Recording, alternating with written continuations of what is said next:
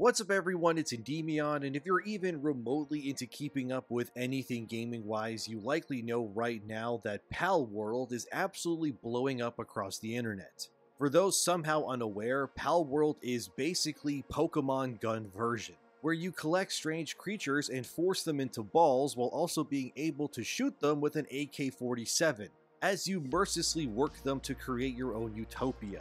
Naturally, this game has drawn a lot of ire, mostly from Pokemon fans crying that it's ripping off their beloved IP. And there's one weirdo journalist trying to say that Palworld is awful because of animal cruelty. I'll also talk later in the video about whether Palworld's existence is enough basis for a massive lawsuit from Nintendo or not. And I have a lot to say on that, but to start, let's talk about this weirdo journalist. So this article comes from PCGamer.com and it's titled, Palworld could be a delight if it wasn't so invested in being awful, with the sub-headline saying, shockingly, animal cruelty doesn't make for a fulfilling experience. The general basis of PC Gamer's complaints is that Palworld feels less like a Pokemon game and more like a slave simulator, where you push your pals to create things for you, and as this journal states, the fact you can choose to work these critters harder on purpose for more gains doesn't sit well with them. Right from the get-go, I disagree, since as someone who identifies as a jaded original Pokemon fan, I think the series has long fallen into the throes of complacency years ago. And for multiple generations of Pokemon games, at least for me anyway, I've been shouting from the rooftops that Nintendo and Game Freak need to change and upgrade their flagship series. Just look at Pokemon Scarlet and Violet, which are currently anyway the newest games in the series. As someone who has beaten every mainline Pokemon game to completion upon release, for the first time in my life, Violet remains the only game in the series I never actually completed. That's insane for me, because I've grown up my entire life playing Pokemon. But the sad realization I had while playing that was that this was a series which is ironically known for evolving their pocket monsters. But the actual structure surrounding Pokemon as a concept, it just refuses to evolve with the times. That doesn't only stem from the fact that Pokemon Violet and Scarlet to this day run pretty horribly. The graphics look terrible, and the mons themselves look worse than ever in my opinion. And I think when I look at Palworld anyway, I see something that is so evidently not being capitalized enough finally getting some much needed new ideas injected into the primary formula. This journal continues on where they complain that Palworld feels more like a slave simulator where you steal creatures from their habitats and then force them into doing your own bidding, which is funny because that's exactly what Pokemon is about too. The reality is when you first captured a Pidgey outside of Pallet Town, you were literally abducting some Mama Pidgey's baby. And now that family of Pidgeys just have no idea what happened to their sibling. And then you took that Pidgey, you gave it a nickname it didn't want, and then you forced it into fighting other creatures and evolving it. So what this journalist complains about is that one of Palworld's greatest sins of slave laboring small creatures is null and void. Because no matter how you look at it, it's technically the basis of what Pokemon already is anyway. Pokemon's world is effectively a worldwide cockfighting tournament where people of all ages pit their creatures of choice against one another. And these poor animals have to immediately enter a state of rage upon release, or they risk being thrown into a PC for the rest of time, or if they're lucky, they'll get released back into the wild. Which honestly is probably the good ending for Pokemon in general, for being real about it. But crying that Palworld makes you force animals into building you stuff is no different from Pokemon's forceful push to make animals just fight each other for human glory or money. None of these games technically have anything morally just about them, but I'm of the camp that none of that matters as long as it's fun. This journalist then attempts to double down on some moral high ground where they say, and I quote, Palworld isn't really asking what if Pokemon had guns. Palworld is asking, what if you could mangle Pokemon beneath the inevitable crushing weight of industry? It's not tongue-in-cheek, it's mid-2000s Newgrounds edgelord. Across the board, Palworld is slanted towards getting me to abuse my pals. All my production tasks back at base take a while, whether I and my pals are making arrows, smelting ore, or turning my wheat and milk into pancakes, a single one of which takes almost as long as cooking a pancake in real life. As pals work, their sanity decreases, which is already a bad sign. Keeping them fed and happy when they're working is a delicate balance of lengthy production times. And because I can only have so many pals working at once, the pace of progression is pretty glacial. Enter the monitoring stand, a building where I can increase my pals' work rate from normal to cruel or even brutal. Forcing them to work faster increases their sanity depletion until it's untenable, increasing their chance of injuries. They'll get depressed, they'll get ulcers, they'll get fractures. I could heal those injuries with medicine, but that would require me to divert PAL slots to medicine production, adding another pressure to work the remaining PALs harder. Maybe that's funny for somebody, I don't know man, I aged out of shock humor a decade or two ago, and I'm not convinced it's enough to sustain a game once the influencer attention shifts elsewhere. Even if I can change the world settings to multiply resource and production rates, Palworld will be better off spending more effort on finding interesting ways to deploy its PALs. When the game's default trickle of resource rates means the fastest way for me to get my next upgrade is to capture PALs just to harvest them with a censored butchering animation, it only makes me wish it wasn't wasting my time in the first place, end quote. It honestly just sounds like Palworld isn't for this journalist and they are learning in real time that unlike Nintendo's Pokemon version where everything is paradise and nothing bad happens, Palworld takes a more realistic lens to the actual intricacies of what a human versus creature world would look like. And let's also talk about Palworld getting attacked by Pokemon fans like this PC gamer journalist, who says the game is somehow too similar to Nintendo's games. My short answer is it isn't, but let's delve in deeper anyway. A lot of fans are pointing out that Palworld downright copies a lot of Pokemon's designs, and many are suggesting it's only a matter of time before Nintendo's lawyers suit up and bring the crushing hammer upon Palworld's creators for copyright infringement. But here's the thing, besides the fact you capture monsters in balls, there's really nothing similar here at all. If we really want to look into it, technically Pokemon isn't even the first monster capturing game. That would actually go to Shin Megami Tensei, where you capture and summon demons, but it's the same thing.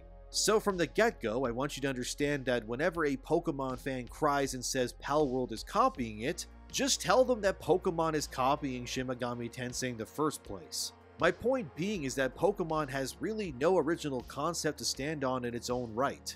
For starters, Pokemon is turn-based, and Palworld very clearly is a third-person shooter most of the time really. And when you're facing off against some of these pals, the game actually looks and plays more akin to something like Monster Hunter than Pokemon. So should Capcom sue Palworld for having the concept of fighting big monsters in open arenas? Of course not, because you can't theoretically copyright an idea like that. If we want to further delve into this moronic comparison lawsuit talk, then any game that is a first-person shooter can't exist then, since technically stuff like Quake, Wolfenstein, or Doom did it first. So upon that mentality, anyone that makes a first-person shooter should technically be sued into oblivion for copying Doom, but of course that doesn't happen. In fact, there's plenty of games that are direct homages to stuff like Doom. Take Warhammer Boltgun for example.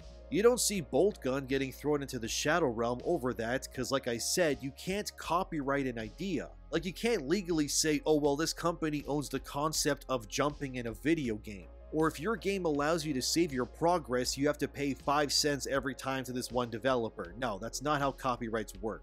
Oh, your game has New Game Plus? What are you, crazy? Don't you know that Chrono Trigger did that first? Too bad, now all your money belongs to Square Enix for ripping off this idea. You can see how slippery and nonsensical of a slope this can become, and that's why copyright laws protect people against it. The only way Palworld could technically get sued is if they use an actual iconic design from Pokemon in it. Like if Pikachu just straight up was in Palworld, then yes, they could get sued. Because Pikachu is a copyrighted mascot, and its brand recognition is synonymous with Game Freak and the Pokemon brand.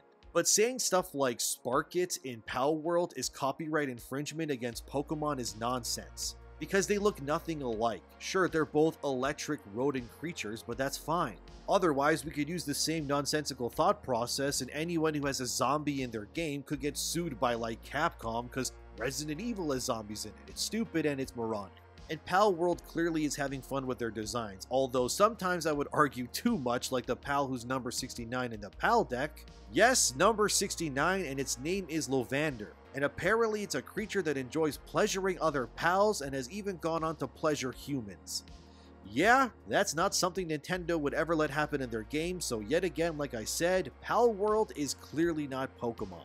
Lovander. Seeking a night of love, it's always chasing someone around. At first, it only showed interest in other pals, but in recent years, even humans have become the target of its debauchery, and it's got a fucking sticker. Some fans have even made collages of pals and mons saying it's so evidently true they copied, like this one here. But again, Nintendo doesn't own the rights to yellow eyes or razor sharp teeth. Like, come on guys. The fact in Palworld you can straight up pick one of these little psychos and squeeze them like a flamethrower to burn other creatures is amazing. Sure, it's insane and somewhat violent in a sense, but it's awesome. Honestly, a lot of what Palworld is doing are things Pokemon fans have been wanting for years. But unfortunately, will likely never happen because prior to Palworld's release, Pokemon really didn't have any competition. And when there is no direct opposition to something, why would that franchise ever need to evolve or do better? Especially when Violet and Scarlet, which look and runs like molasses, sold millions of copies anyway. We as Pokemon fans are actively rewarding Nintendo for decades now when it comes to their laziness and complacency.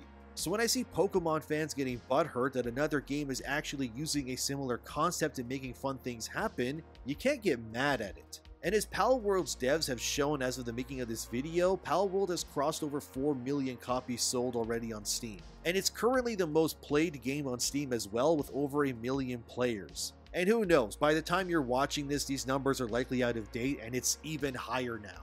The point still stands that Palworld's success on Steam proves that there's an insatiable appetite for this sort of game on platforms outside of Nintendo. But of course, Nintendo refuses to release their games on Steam, PlayStation, and more because they're Nintendo, of course. So what the hell are people supposed to do then? Just not tap into this untapped market on platforms where these concepts can be explored? Of course not. The market will always decide the way things go, and it's clear Palworld is blowing up because of Nintendo's rejection of other platforms, and their inability, or more likely their unwillingness, to evolve their most popular franchise. Maybe people could get really mad at Palworld if, for example, the game was about being a PAL trainer going around facing other PAL trainers, as they do stuff like gym badges and then they face off against an Elite Four equivalent. But the actuality of what Palworld is instead makes the game a hybrid fusion of Pokemon meets Monster Hunter meets stuff like Ark, or any survival element crafting game ever. Like, in a way, Minecraft definitely had influence on this as well. Pokemon fans need to understand that their beloved series has long become stale, and if anything, the existence of Palworld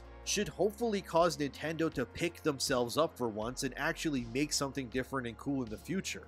I would love a Pokemon mainline series game with action RPG elements. If I'm being honest, I got bored of the standard turn-based battle style of Pokemon when Sword and Shield came out. The last Pokemon game I think I genuinely enjoyed was Sun and Moon, because at least they somewhat changed up how things worked in that game.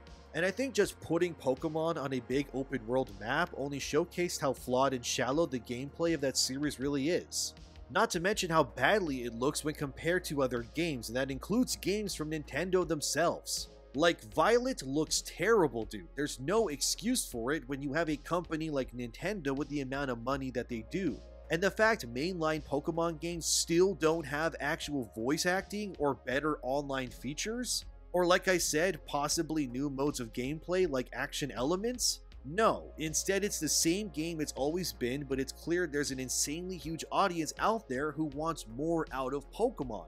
And if Nintendo is refusing to change with the times, which I mean it's Nintendo, so that's probably true, then obviously human innovation will lead to new things getting made, hence Palworld existing. Of course, Pokemon fans are now also attacking Palworld's developers and compiling information to expose the developers behind this massive hit as scam artists, with some users on Twitter showing how Pocket Pair's CEO Takuro Mizobi is someone with a history with cryptocurrency and AI software, as some users have shown the CEO of Pocket Pair even openly admitting that his company has used AI in the past. And who knows, maybe Pocket Pair did use AI when it came to the creation of their pals. But clearly they were smart enough to use their artists to comb over these alleged AI creations to make these designs look more unique. One user on Twitter named IG Lizard went ahead and compiled an entire thread with examples of how Pocket Pair is allegedly stealing Pokemon designs, with comparisons side by side. And yeah, I agree that some of these do look similar, but that's the key word here. It's similar but not exact. And unfortunately, whether people want to admit it or not, that's the key to the gray world of nebulous copyright infringements. As long as the things don't look one-to-one and no actual designs are fully used, like for example, if Palworld just had the actual Pokeball design in their game, then yes, that's ground for copyright. Then it means nothing. That same user then shows one of Pocket Pair's upcoming games is something called Nevergrave, which looks a lot like Hollow Knight, and I agree. But again, we've had many games copy or be homages to others for decades now. This is not copyright infringement. Hollow Knight is something that uses concepts from games like Dark Souls or Castlevania, and then it blends them into its own unique experience, but the reality is that Hollow Knight is still in a sense stolen or was inspired by the designs of other games. Nevergrave looks like Hollow Knight because the game is very clearly heavily inspired by it. The point here is that due to how copyright works, it's very difficult to actually win any of these cases. And I would argue that in my honest opinion, a lot of Palworld's designs genuinely shit all over the last few generations of Pokemon. Like, to the point I think a lot of these Palworld designs genuinely look great. Like, Relaxorus looks dopey and cute and I love it. Mamoris genuinely looks amazing, like I love this design a lot. Warsec looks like what Heracross should have evolved into, like I think this design alone shits over a lot of the newer Pokemon. Then you have stuff like Incineram, which looks awesome too, I really like this design. Some of my favorites are Quivern, which just looks great and angelic-like, and of course Grizzbolt looks badass as well. Sure, it kinda looks like if Electabuzz and Zangoose got merged into a single creature, but honestly, the design is great anyway.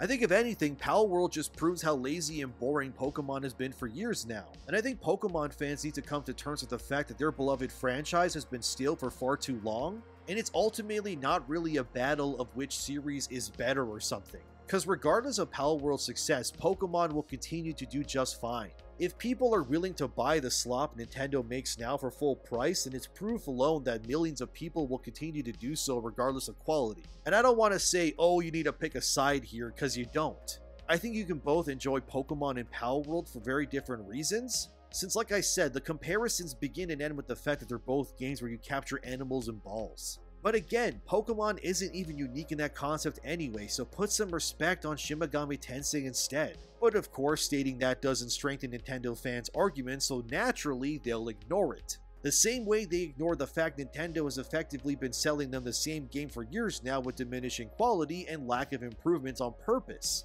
I think people need to stop being so blindly loyal to brands and treating them as if they are some sacred bond that they cannot break or they'll implode into blood mist or something. Pokemon is going to be fine, and I think we deserve alternatives to popular media, and if copying or being inspired by things is so taboo, then to be real with you, a lot of the things you love today wouldn't exist at all anyway. So Nintendo fans can piss and cry all they want, it doesn't change the fact that Nintendo in their hubris just refused to cater to a crowd of millions of eager players, and in doing so they lost out on massive profits. PlayStation has brought games to PC, so has Xbox, but of course Nintendo is Nintendo. It's why in 2024 they're still releasing nonsense that looks like this and refuse to even drop it in price. Because they know Nintendo fans are blindly loyal to a fault, and they'll pay for anything as long as it sounds or looks like something that they've enjoyed before.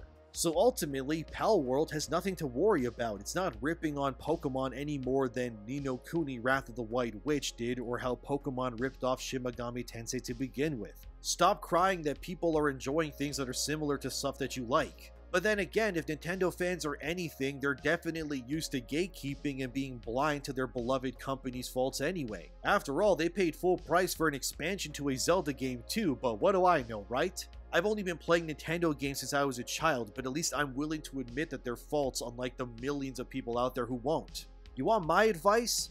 Ignore the Nintendo and Pokemon fans, and if Palworld makes you happy, then I say go and enjoy it. While you're at it, go eat some pizza at your local store, and ignore the one random guy in that pizza store who will probably bitch saying he's had better pizza somewhere else. Yeah, good for you, buddy, just let people enjoy things. As always, thank you for watching, like, subscribe, and share the video to help the channel out. Thanks to my patrons for supporting this cynical corner of the internet, and if you are playing Palworld, I hope you're having lots of fun with it. Enjoy video games, and I hope you can find some light in this dark dystopia that we live in. Take care of yourselves, and I'll see you in the next one.